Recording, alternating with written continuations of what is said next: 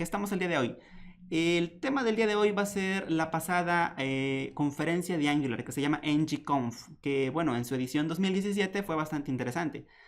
Quizás un poquito más interesante hasta que la anterior, aunque bueno, es interesante porque en la anterior justo acababan de liberar la versión estable de Angular, entonces esa fue como la noticia más grande de la conferencia. Este año fue un poquito menos agresiva en ese sentido en contenido, pero aún así fue bastante buena. Tuvimos la oportunidad de estar allá este año con el equipo de Carbon LDP. Por cierto, Álvaro, que nos estará acompañando, pertenece a ese equipo y nos estará platicando más de esa iniciativa por ahí con lo que andan.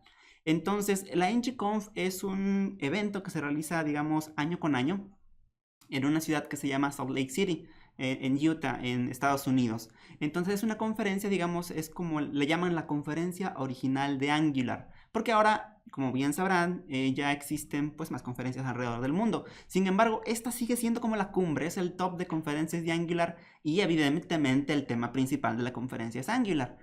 En particular, en esta edición 2017 se estuvo platicando bastante de las nuevas cosas que trae Angular en su versión 4. Y si te estabas preguntando qué pasó con la versión 3, en unos momentos te voy a explicar qué pasó con la versión 3. Porque esa duda nos ha salido a todo mundo, creo. Así de que estábamos en la versión 2, estable, no sé, 2.11. Y de repente se saltó al 4. ¿Qué pasó ahí, no? Entonces, no te vayas, te voy a explicar exactamente qué pasó y por qué ese número se incrementó tan rápidamente al 4. No hubo Angular 3, de hecho. Pero bueno, entonces la NGConf reúne también muchos expertos, no solo de Angular, sino en general de todo el mundo frontend. Por ejemplo, hubo una conferencia muy interesante sobre ReactiveX, en particular RxJS, que es la biblioteca base de Angular con algo que se llaman observables. Entonces, durante esta sesión también te estaré platicando de qué se trató esa parte y me voy a concentrar mucho en el día 1, porque fue como que el que trajo más contenido nuevo con respecto a Angular 4.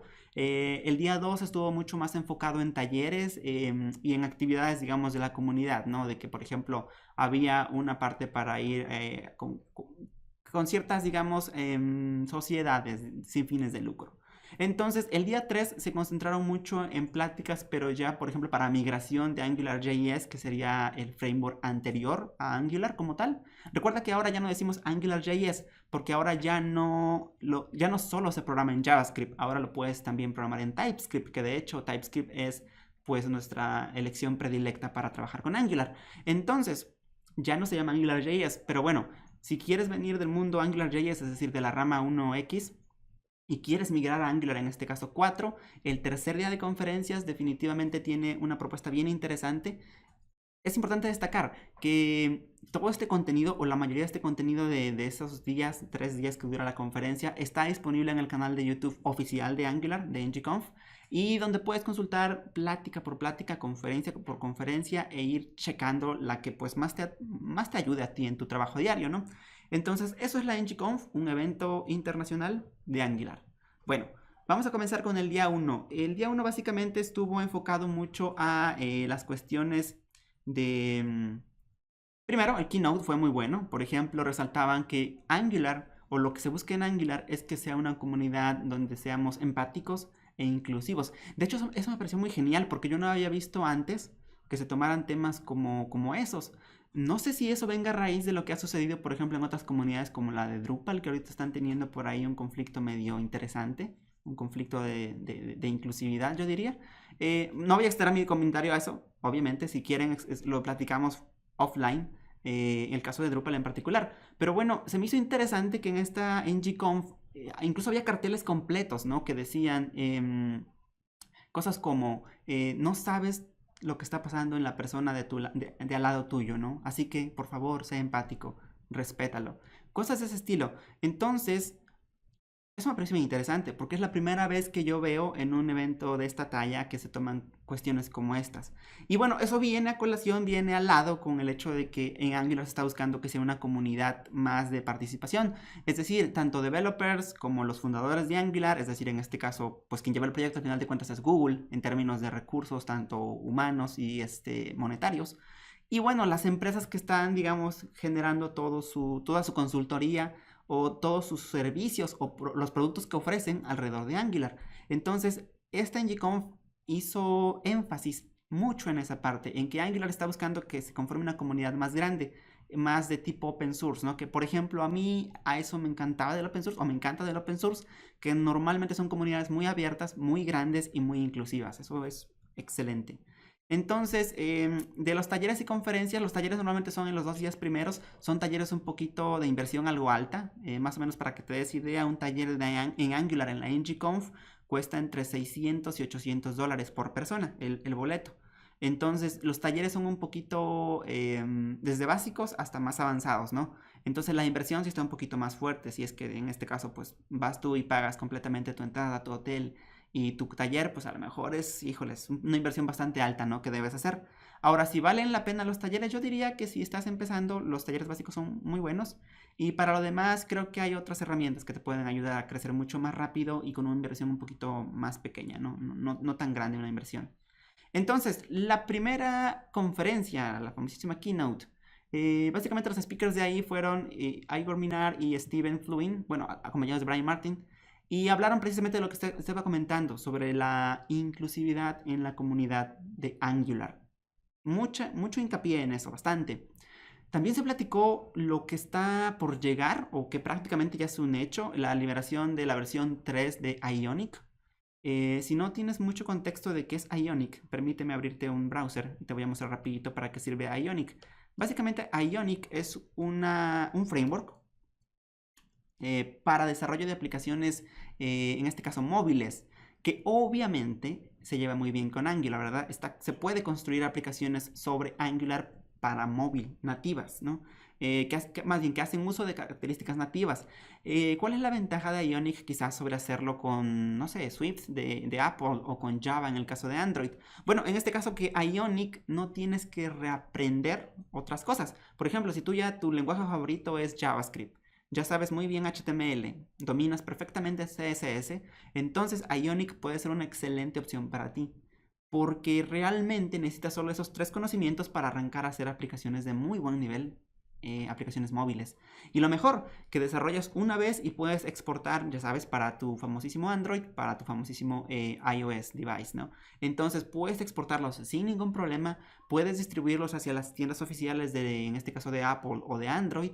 Y aparte, lo mejor de todo es que es open source. Entonces, en caso de que tengas curiosidad de cómo se hacen las cosas detrás de escenas, pues puedes checar el código fuente, tienes acceso a muy buena documentación, incluso ellos tienen un cloud por ahí donde puedes, imagínate que estás en este caso, ¿no? Tienes una aplicación que quieres desarrollar, pero todavía no la puedes liberar, estamos de acuerdo. Entonces necesitas que tus clientes hagan pues una especie como de beta testing, ¿no? Ellos tienen una herramienta que instalas una aplicación en tu teléfono, descargas, en este caso, versiones de prueba. Tus clientes pueden descargar versiones de prueba y pueden ahí hacer testing directamente como si fuera ya la aplicación pues real. Entonces eso está bien genial porque te permite a ti como desarrollador de aplicaciones móviles tener un mecanismo para distribuir tus apps y hacer beta testing sin que tengas que invertir tanto. Eso es muy bueno, de hecho. Entonces, por ahí, si tienes curiosidad de Ionic, recuerda, la versión que está por llegar prácticamente ya madura y que ya la puedes probar, ya tienes un pre-release, es la versión 3 de Ionic. Ya puedes entrar y empezar a disfrutar de esos beneficios.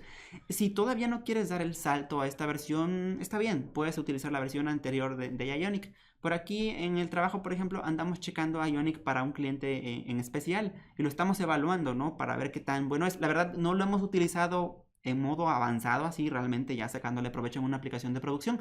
Vamos a ver qué tal se comporta. Y bueno, te lo haremos saber en algún momento, en unos 6 meses más o menos a partir de ahora, que ya tendríamos una aplicación, yo creo que nuestras primeras aplicaciones con Ionic, ¿no? Ya en serio. A la par de esto, entonces, recuerda que hay otras herramientas, pero bueno, Ionic en particular es una. Yo sé que hay otras opciones, pero bueno, esta es otra. La variedad es buena. Entonces, la respuesta a la pregunta ¿qué pasó con Angular 3? Es este punto que se llama Semantic Versioning. ¿Te acuerdas que en la versión anterior de Angular, es decir, la versión 2, nosotros teníamos... te voy a mostrar, por cierto, cómo leer la documentación de Angular, en particular la documentación que habla sobre los cambios que van haciendo. Como regla general, todas las personas que hacemos repositorios en herramientas como GitHub, siempre ponemos 2 archivos muy importantes. Un archivo es el archivo README, que es un archivo con extensión .md, y un archivo que es el changelog.md. El MD es de una sintaxis especial que se llama Markdown, que es un lenguaje para escribir con cierta sintaxis, pero se puede exportar a HTML muy fácil. Entonces, si quieres saber exactamente en qué versión de Angular estamos y qué es lo que se fue modificando entre cada versión, y además estar seguro si algo va a romper tu proyecto, el archivo que deberías checar es este que se llama changelog.md. Entonces, en este archivo está, en este caso, la versión en este momento, al momento de hacer este evento en vivo, es la versión 4.1.0, que es la versión, digamos, estable. Entonces, en este caso es de 26, pues, de marzo, perdón, de abril. Y en este caso, hoy estamos aquí, ¿qué fecha es hoy? Por cierto, 2 de mayo. Hace una semana prácticamente. Entonces, te recomiendo que te cheques el changelog porque ahí te puedes dar idea exactamente, por ejemplo, de si algo va a romper tu código. ¿Cómo te das cuenta si algo va a romper? Hay una nomenclatura que se llama breaking changes, que básicamente es aquello que rompe algo entre versiones, ¿no? Entonces, si te fijas aquí, la versión 4.0.0 estuvo desde el día 23 de marzo. Pero ahorita ya estamos en la 4.1.0. Entonces, si estás haciendo una aplicación desde cero, obviamente siempre te conviene ir con la versión estable más actual. Siempre ve por la última, la que veas aquí, sin que tenga esto de RC0, ve con ella. Ahora, ¿qué es eso de Semantic Versioning? Resulta que en el mundo de los proyectos web, puedes buscar esta página que se llama Semver, que sería Semantic Versioning. Y básicamente es la forma en cómo podemos armar, digamos, versiones de una biblioteca o de un paquete o de un framework. Entonces se compone de 3 numeritos. El primer numerito indica la versión que la llaman Major, o es una versión que tiene cambios que ya no van a ser compatibles con la anterior. Por ejemplo, la versión 4 es muy probable que ya tenga cambios que no van a ser compatibles con la versión 2. Eso es un Major Change, digamos. El segundo dígito es un minor change. En este caso indica una nueva funcionalidad, indica, por ejemplo, si estás agregando, no sé, un nuevo feature para hacer animaciones, por decir algo, bueno, probablemente eso no rompe código con la versión anterior, sin embargo, es una característica que le estás agregando. Ahora, para cuando haces en el último dígito, digamos, por ejemplo, si fuéramos a la versión aquí, 4.0.3, quiere decir que aquí se arreglaron cosas que estaban mal en el framework. Es decir, este punto 3 es evidentemente la versión de patch, que en este caso indica que ahí se arreglaron cosas. Entonces, ¿te acuerdas? Si te tocó partir del Angular 2 hacia el Angular 4, muy probablemente te acuerdes que teníamos un router versión 3. Ese es el culpable de que no tengamos Angular 3. Ese paquete en específico. Ese paquete en específico era el router versión 3 y fue una versión que sacaron después de la versión del router 2, que era el router oficial de Angular, con algunas mejoras. Ahora, como quisieron saltar, digamos, a una versión donde pudieran empezar esta nomenclatura de manera, le voy a llamar virgen o uniforme, entonces decidieron mejor irse definitivamente a la versión 4 y decir, ¿sabes qué? Olvídate de la versión 3, porque si no la comunidad se va a confundir, dado que ya teníamos un Angular router de versión 3. Entonces, esa es la explicación, es muy sencilla, no hubo Angular 3 por una cuestión de nomenclatura. No quiere decir que eso sea súper importante, pero nada más como cultura general, si tú eres un desarrollador de Angular, es bueno que lo sepas, esa es la razón. Entonces, recuerda, si tienes dudas de los cambios que están sucediendo en Angular, vete a estos archivos y esos archivos están actualizados, vaya, cada que hay una nueva versión, cada que hay un nuevo cambio, y aquí se va cambiando. Ahora, este archivo contiene las dos, en este caso, ramificaciones, las voy a llamar así, de Angular. Por ejemplo, la versión 2 está por aquí más abajito. En este momento vamos en la versión 2.4.10. Si todavía tienes alguna aplicación que está corriendo en Angular 2, pues te recomiendo que actualices al menos a esta versión 2.4.10 y de aquí ya podrías saltar a la versión 4. ¿Ok? Entonces, esto de RC, por ejemplo, son release candidates, ¿verdad? Que son básicamente versiones que ya casi están listas, pero tienen todavía mejoras que hacerles. Entonces, los RCs son buenos cuando estás aprendiendo un framework, pero si vas a ir a producción, ten cuidado con los RCs porque puede que no sean estables y te fallen inesperadamente y simplemente no vas a saber por dónde, ¿no? Perfecto, entonces eso fue lo que pasó con Angular 3. A lo que acabo de comentar se le llama Semantic Versioning, ¿recuerdan? Eso es, 3 dígitos para enumerar tus paquetes. Major version o major change, perdón, minor change y algo que llaman patch. Y también hay cosas para hacer nomenclatura de release candidates o betas, por ejemplo. Lo que sigue es algo que me encanta. A mí me encantan estas siglas de LTS porque significa que nos van a poner atención durante un largo rato. En el software, en general en el software, cuando alguien declara que tiene una versión LTS, significa que tiene una versión de soporte amplio o de alcance amplio. ¿Qué significa esto? Por ejemplo, la versión LTS, que va a ser la versión 4 oficial de Angular, va a ser mantenida, la van a estar modificando, agregándole cosas de seguridad, nuevas características, hasta octubre de 2018. Ok, ¿qué significa eso? Que si yo voy a arrancar una aplicación en este momento de Angular, evidentemente me conviene agarrar la versión 4, dado que esa va a ser la versión que va a estar soportando el equipo oficial de Angular hasta octubre de 2018, lo que a mí me da seguridad, por supuesto, como desarrollador, me da seguridad como empresa de consultoría para construir productos sobre Angular, en este caso la versión 4. Entonces, las siglas LTS vienen de Long Term Support, es decir, básicamente soporte que dura algo de tiempo. En casi todos los productos de software siempre hay una versión LTS. Por ejemplo, si vas a la página oficial de Node.js, solo por mencionarte alguna, te vas a dar cuenta que la versión de LTS es la versión 6X, digamos, esta. La 6.10.3. Esa es la versión que va a estar mantenida durante un gran rato. Así que si agarras esa versión para desarrollar tus aplicaciones de Node.js, muy seguramente vas a estar bastante bien porque no va a haber problemas. Ahora, si agarras una versión como la 7.9.0, bueno, puede que sea muy volátil, puede que te metas en problemas más adelantito. Así que siempre tener una versión LTS es genial porque pues nos da seguridad. Y la seguridad al fin de cuentas es muy buena para cuando hacemos productos de software basados en frameworks muy potentes como Angular. Ahora, lo que sigue a continuación es algo de lo que Álvaro en un momento, en escasos 10 minutos, va a estar con nosotros platicándote más a detalle, que es algo que se llama Ahead of Time Compilation. Y bueno, en particular cosas de lazy loading, ¿verdad? Pero van de la mano, un poquito. Entonces, resulta que en la versión que sigue, que básicamente es más o menos dentro de 6 meses, los ciclos de liberación de Angular van a ser de aproximadamente cada 6 meses. Entonces, para la versión 5 de Angular, por ejemplo, vamos a tener esta cosa que se llama Ahead of Time Compilation por defecto, ya configurada. Ahora, ¿con qué bundler o con qué package, no, bundler o sí, module loader, como quieran llamarle, están trabajando ellos? Hay uno que se llama Webpack, que a lo mejor lo hayas utilizado o lo hayas escuchado, que es el prácticamente por defecto que está utilizando ahorita Angular en casi todas sus herramientas, excepto el Quick Start de GitHub, que ahí utilizan System.js puro. Entonces, el Ahead of Time Compilation lo consiguen utilizando esta herramienta que se llama Webpack. Y en el caso particular de la versión 4, cuando tú generas una aplicación de Angular con la herramienta que se llama CLI de Angular, que es de Command Line Interface, que es esta, cuando tú generas un proyecto, que lo vamos a hacer ahorita en la segunda fase de este evento, que es en aproximadamente una media hora, vamos a generar un proyecto con este. Te voy a mostrar cómo haces un proyecto de forma así muy rapidísima con Angular utilizando la línea de comandos de Angular. Entonces, en particular, esta herramienta utiliza Webpack para su configuración.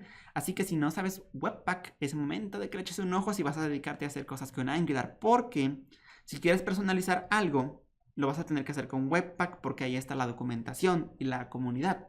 Eso no quiere decir que no puedas utilizar algo como JSPM, por ejemplo, que nosotros lo hemos utilizado, por ejemplo, para un proyecto aquí, digamos, de un cliente real, JSPM.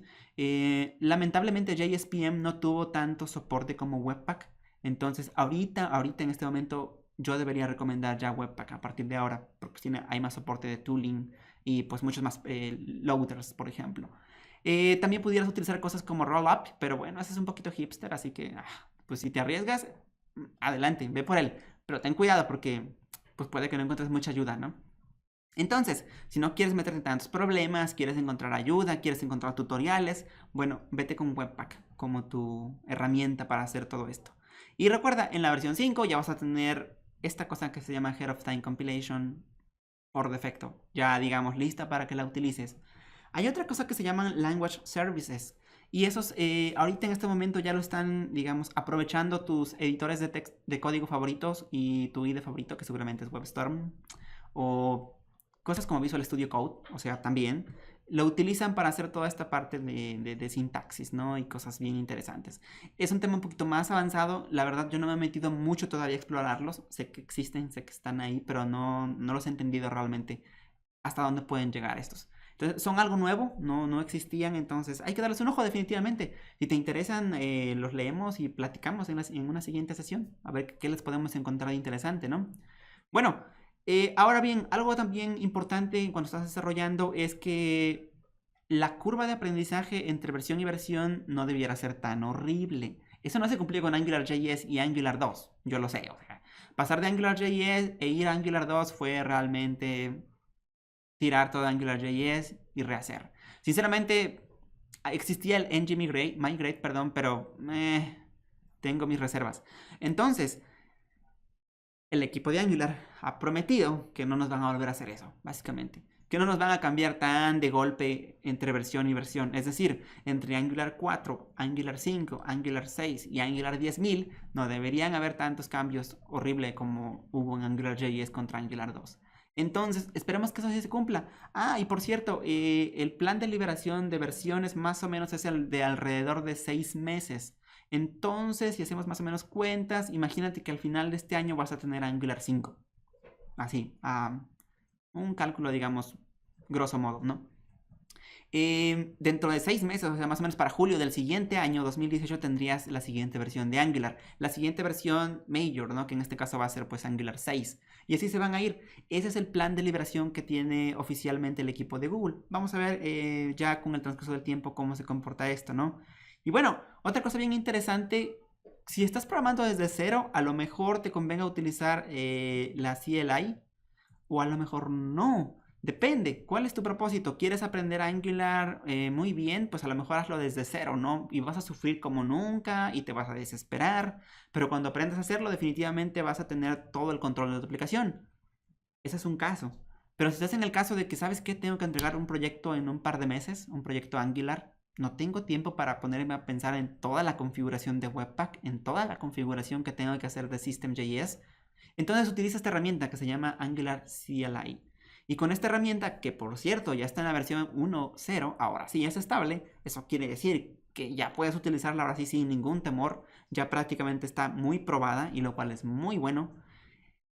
Puedes utilizarla para generar tus nuevas aplicaciones de Angular y también tiene helpers, por ejemplo, para crear servicios, para crear componentes, para crear pipes. Tiene un montón de monerías ahí, comandos, básicamente son comandos, que ya te preconfiguran muchas cosas, te hacen como snippets, si quieres verlo así, o sea, te generan código boilerplate, pues, básicamente, para que no tengas que tú hacerlo ahí a mano, ¿no? Si vienes del mundo Java, por ejemplo, no sé, IDEs como Eclipse o como NetBeans te generaban código, ¿no? Algo así es la CLI, pero pues con línea de comandos. O si vienes de, no sé, del Laravel o vienes de Cake, ves que ellos tienen su propia CLI, por ejemplo, en Cake se llama, pues de hecho se llama así, Bake, ¿no? Bake Model, por ejemplo, Bake Controller. O si vienes de Laravel, pues tienes Artisan, PHP Artisan Make Controller, PHP Artisan Make Migration y los demás, ¿no? Algo así es la CLI, es muy padre. Lo vamos a ver un ratito, en un momento también, cómo más o menos utilizarla y te voy a dar unos tips ahí en general para que arranques ya. También se habló un poquito del estado, en este caso, estado del arte de Angular, ¿verdad? Más o menos la estadística que dieron ahí durante el evento era que en general, de acuerdo a sus estadísticas, se generan 100 aplicaciones de Angular, obviamente de las últimas versiones, por día, lo cual está muy bien porque quiere decir que hay una comunidad bastante, bastante grande. También hablaron de que internamente en Google ellos más o menos tienen alrededor de 200 aplicaciones, digamos, de producción ya listas para ejecutarse. Por ejemplo, las de AdWords por ahí platicaron. Me parece que alguna de Analytics, por ejemplo, se utiliza también ya la última versión de Angular. Lo cual, pues, también está bien, porque pues están consumiendo su mismo producto, ¿no? Eso habla bien de un producto. Lo están utilizando ellos mismos. Ahora, es cierto, Angular es un framework muy potente, muy robusto. Es complicado de aprender al principio y sobre todo porque involucra muchas herramientas. No solo es el hecho de que tengas conocimientos de TypeScript o de programación orientada a objetos o funcional también, sino que todo el tooling alrededor es complicado. Entonces, por eso en Web Training vamos a tener este curso próximamente. ¿Ok? Listo. Bueno, otra cosa que hablaron y que me pareció muy, muy genial fue el hecho de este personaje, Brian Martin, habló sobre la integración que ellos tienen en NBA, el sitio oficial de NBA, de Drupal con Angular. Entonces, por ahí si hay gente de Drupal, de la comunidad de Drupal, qué placer tenerlos aquí. Casi ya no nos habíamos visto desde hace un rato con la gente de Drupal. Entonces, qué bueno si alguien nos acompaña de esa comunidad. Y en el caso de que no y no conozcas Drupal, Drupal es uno de los CMS open source más potentes que tenemos actualmente. Es más grande que WordPress en términos de código, ¿no? En términos de módulos. Es más robusto que WordPress, obviamente. Es más difícil de aprender que WordPress, sí es cierto, pero es muy bueno. Tiene lo suyo definitivamente. Este es Drupal. Y en particular, este keynote habló de algunas aplicaciones que tienen ellos hechas con Drupal y Angular en su última versión. Entonces, eso también es bien interesante porque compañías comerciales, como en este caso ellos, están utilizando Angular pues a todo lo que da, ¿no? Para todo, prácticamente todos sus proyectos, tanto internos como los que se exponen al público. Entonces, ellos hacen la conjunción de Drupal Services, por ejemplo, contra Angular. Entonces, eso es una buena pareja. Cualquier otra cosa como Ruby más Angular también se lleva. Cualquier otra cosa como Django y Angular, por supuesto que se lleva. Y en general, cualquier backend que tengas, lo tengas con Express.js, lo tengas con Java si quieres, o lo tengas con una cosa más extraña como, no sé, lo que gustes, Go. Se llevan, no hay ningún problema, siempre y cuando expongas, en este caso, mediante servicios, tus datos. Y por cierto, también recibí por ahí un comentario en YouTube que preguntaban si vamos a hacer REST APIs durante el curso de Angular. La respuesta es no porque no queramos, sino más bien porque no nos da el tiempo. Vamos a concentrarnos mucho en aprender Angular y no en aprender REST APIs. Porque para construcción de REST APIs, pues depende del lenguaje que elijas y también tenemos que ver toda una teoría debajo para que te queden de 100, ¿verdad? Unos REST services bien hechos. Entonces la respuesta es no, no vamos a ver la construcción de REST APIs. Yo les voy a proveer uno ya hecho y ese es el que vamos a utilizar para consumir desde Angular. Pero si queremos hacer algo, díganme en qué plataforma les gustaría aprender a hacer REST APIs y buscamos a alguien que nos los dé si nosotros no lo sabemos, así que con bastante gusto. Pero bueno, respondiendo específicamente a quien preguntó si vamos a tener REST APIs en el curso de Angular, la respuesta es no vamos a aprender a construirlos, vamos a usarlos nada más, puro uso. Ok, bueno, perfecto. Entonces, ahora se platicaba también de que Angular era para usuarios, primero, que era muy fácil para usuarios. Yo tengo mis reservas, no es tan fácil para usuarios. Sí es cierto que una vez que agarras esa curva de aprendizaje, saltas esa curva de aprendizaje, ya es mucho más natural, pero no es tan sencillo. Y bueno, otra cosa para los usuarios es que van a seguir mejorando a nivel de core, ¿verdad? No dijeron exactamente en qué, solamente lo mencionaron muy genéricamente, no sabemos qué va a venir más adelante en ese sentido en el core. Ahora, para developers, ¿qué es lo que hay nuevo? En este caso tenemos nuevos APIs para el ng-for y para el ng-if. En particular, para el ng-if, por ejemplo, tenemos el famosísimo else que no teníamos antes. Entonces, vaya, ¿por qué si había un if no tenemos un else? Bueno, ya existe. Durante el curso veremos cómo utilizarlo. Realmente lo vamos a utilizar. También resulta que eso es algo bueno. Hay una nueva separación entre paquetes. Por ejemplo, ahorita el @Angular Animations, que es un paquete nuevo, ya no existe dentro del core. Quiere decir que si tú no utilizas animaciones, no te preocupes, porque realmente no las necesitas cargar. Ahora ya están en un paquete separado y tú puedes decir no quiero ese paquete, lo cual es muy bueno porque nos va haciendo cada vez más ligera la aplicación. No hubo breaking changes mayores, feos, entre la versión 2 y 4. Y finalmente, un proyecto que definitivamente ya vale la pena que se tomara como parte del core era este que se llama Angular Universal. Si has oído hablar de algo que se llama Search Engine Optimization, o sea, optimización para motores de búsqueda, y en particular optimización de motores de búsqueda para aplicaciones que son dinámicas y aplicaciones que son de tipo SPA, o sea, de Single Page Application, esta es la respuesta. Resulta que para que puedas, por ejemplo, mandar tus vistas ya renderizada desde el lado del servidor, necesitas una herramienta como Angular Universal. Entonces, este proyecto en particular había sido mantenido por la comunidad, no por la gente de Google, del core como tal. Entonces, ahora ya lo adoptaron, ahora ya es un proyecto de core. Eso quiere decir que ya va a tener apoyo de Google por completo y que le van a estar metiendo muchos recursos, lo cual nos ayuda mucho porque los desarrolladores de Angular ahora vamos a tener posibilidad de hacer rendering del lado del servidor. Vamos a ver cómo avanza. Esperemos que para los próximos meses ya esté esto muy, muy estable, muy, muy bien probado. Veremos, veremos. No, no nos adelantemos a nada, pero bueno, está por llegar.